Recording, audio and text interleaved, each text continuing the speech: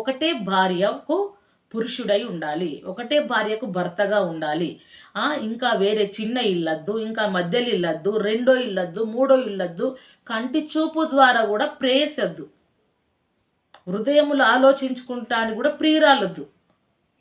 శరీరం అక్కడి వరకు వెళ్ళడం మాట ఆపితే అక్కడ అలా హృదయములోకి ఆలోచన కూడా రాకుండా అంత పవిత్రంగా ఏకపత్ని పురుషుడుగా ఉండాలి, ఒకటే స్త్రీకి భర్తగా ఉండాలి అని అంటున్నాడు. రెండో విషయం అయింది అది కదా. ఇప్పుడు మూడో విషయం అయితే చూసుకుంటాం.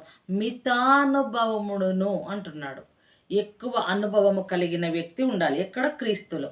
స్వస్థ బుద్ధి గలవాడును అంటున్నాడు. అంటే మంచి బుద్ధి కదా. మితానుభవం అంటే ఎక్కువ అనుభవం. ఎక్కడ? క్రీస్తు యేసు లోపల ఎక్కువ ఆధ్యాత్మికమైన అనుభవం ఉండాలి.